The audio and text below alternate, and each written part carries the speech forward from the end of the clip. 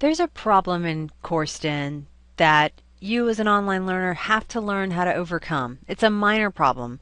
It's almost something that is not even a problem. It's just as a user, you have to understand what's going on. And this is what it is in a non-technical explanation. Um, D2L or Courseden, those two are synonymous, by the way. D2L, Desire to Learn, and Courseden.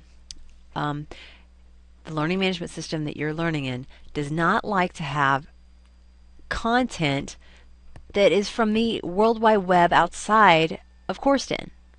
But if you think about it, online classes are going to have a lot of content from outside of Courseden. Not everything inside of your course has been authored by your instructor. Not every photograph has been taken by them. Not every word has been written by them. They're going to have things that are linked on outside websites. And Courseden tries to block those. And so all you have to know is when you load a page and you expect content to be there, and if you see blank spots or you think you might see blank spots, you have to understand that you might need to talk to your browser about this. Have a little quick conversation with your web browser. Now, what do I mean by web browser? I mean things like Internet Explorer, like what I'm just opening up right now. This is Internet Explorer, my least favorite web browser. I don't like to use it with Courseden at all. I'm in Chrome right now, Google Chrome, which is a pretty good browser for Courseden, and Mozilla Firefox is another pretty decent web browser for navigating in Courseden. So whichever browser you're in, for every session, you may have to have a quick little conversation with that web browser, that Chrome, that Firefox, or that Internet Explorer. You know, I don't know how Safari does with Courseden at all, especially the new one, the new Courseden. So you're just going to have to blaze that trail alone if you're in Safari. I would recommend, if you're a Mac user, that you have Chrome and Mozilla Firefox at the ready, in addition to Safari.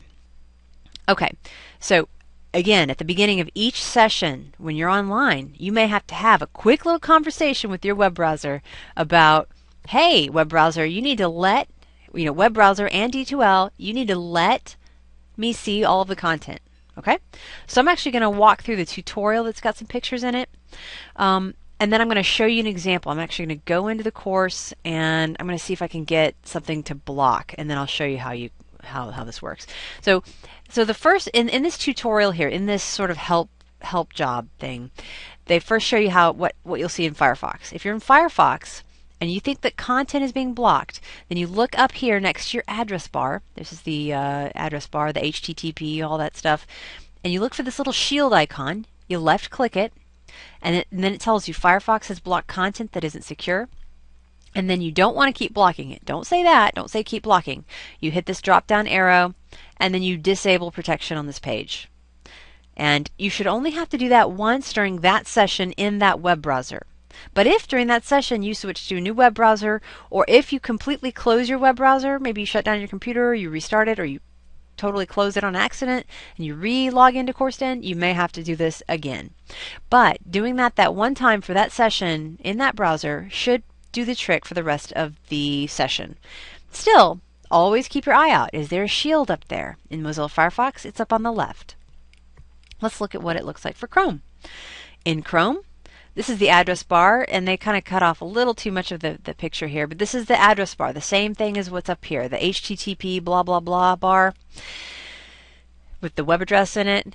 But the little shield, and it's a slightly different looking shield, but a little shield will pop up if content is being blocked, and you left click it, and you click Load Unsafe Script. All of this tells you to do that, okay? That's what you do in Chrome to fix the problem. In Internet Explorer,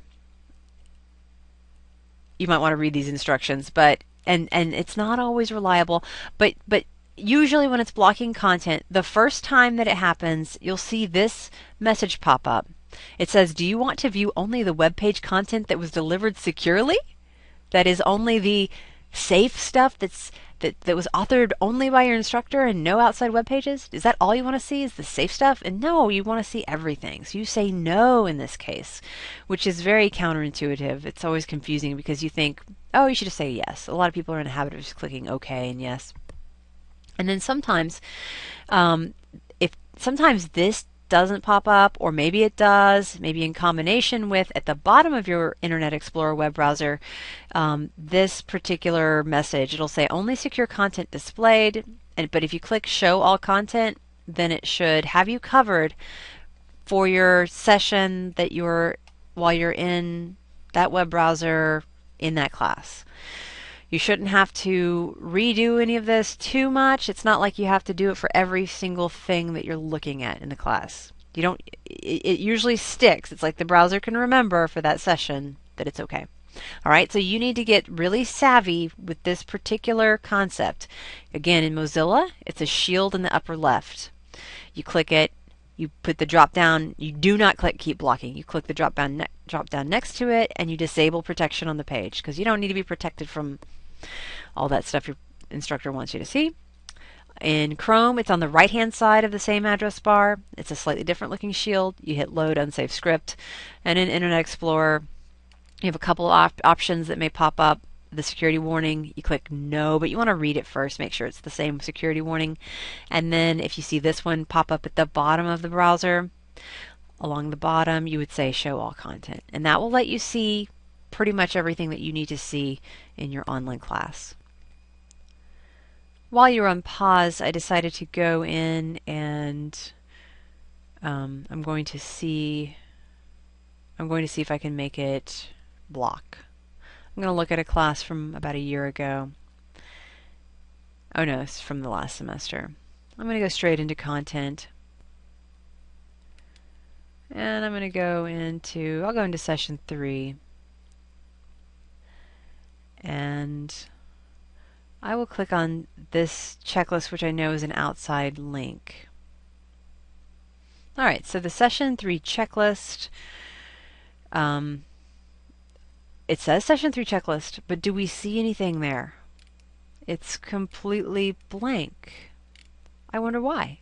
Well, if we look up here, we see that it's blocking. It's blocking this outside website. And it will probably do the same thing even if I tried to view the content in a new window. Let me pop that out. You want to be careful when you pop things out. Sometimes when you pop out, you may have to retell it as well. There's the shield up there. Okay? So I'm going to go ahead and just fix the shield here. You click it. You go to the drop down next to the keep blocking, and you disable protection on the page. And then it should show you what it is you were supposed to see down there. I'm going to see what happens when we pop it out. Okay, popping it out looks like it needs to be reassured that it's okay to see this content, because as you can see, nothing's appearing. So you have to look for that shield. In Mozilla, it's on the left. In Chrome, it would be over here on the right. Click the shield, do the drop down, disable, wait a moment, and then it should pop up. Okay? So while you were on pause, I went ahead and logged into the ghastly Internet Explorer. I'm sorry, I'm being a little harsh with Internet Explorer. It's not that bad. It actually works okay sometimes. It's just in the past it's given me fits, and now I expect that it does that all the time. Now I want to show you an issue that's not an issue that you can control, that you may see in some of your online classes. Hopefully you will not see it in my online class because I've learned how to fix. Okay, so I'm going to go into the introduction. I'm going to go in my classes. The very first thing you should always see is a video, a YouTube video, in fact. And as we can see, nothing is showing here. And normally, what I do just as a backup, just in case that video is not showing, is that I put a link to it down here. I say you should see a YouTube video above or access it here, so you could click this and it would actually take you and show you that video. Okay. But as you can see, nothing's popped up about insecure content for us.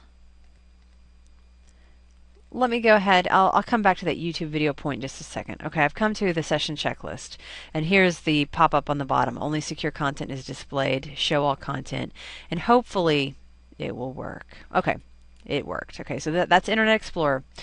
Let me go into now. Let me talk about the YouTube thing. At the beginning of every content module, I provide an introductory video saying, hey, this is what we're going to do in this module. So let's go look at that. And we're now back in Mozilla Firefox. We're seeing the same issue we just saw in Internet Explorer. Looking up here, we don't see a shield issue. It's not that something's being blocked. This is a different technical issue that has popped up in spring of 2014. And I know how to fix it, I think. But what I will do, is in my class, I will make sure that you're able to see that video.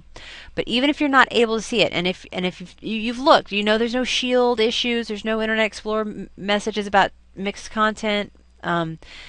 What you will find is that I try to provide a second link just in case it's not showing up.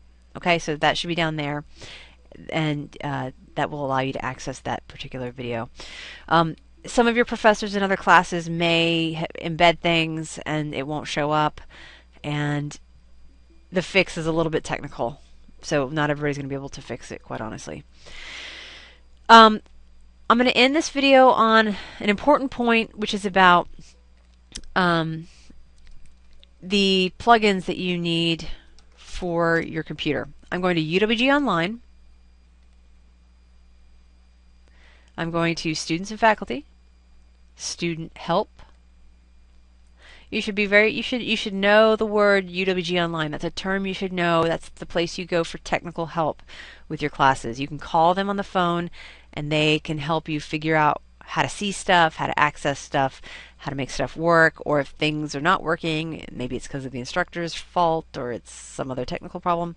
Alright, so I went to UWG Online, went to Students, Student Help. If you scroll down and you go to the Downloads tab, these are the browsers that work well with CourseDen. These are plugins that you need. You need Java. And then these are other recommended things that you need to make your online experience pleasurable. Adobe Acrobat Reader is huge. Real Player is probably not so huge, but consider getting all of these, honestly. Adobe Flash Player I don't think works for Mac.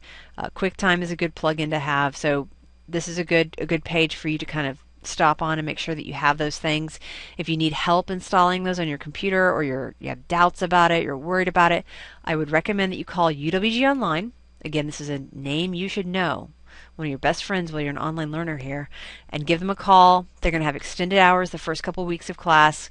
Their regular hours are 8 to 5, but they'll have extended hours to like 7 or 8 every night. And here's their phone number. Give them a call, and they will help you figure out what you need to do on your particular computer. All right. Thank you so much. Let's make sure you can see all of that content. Thanks.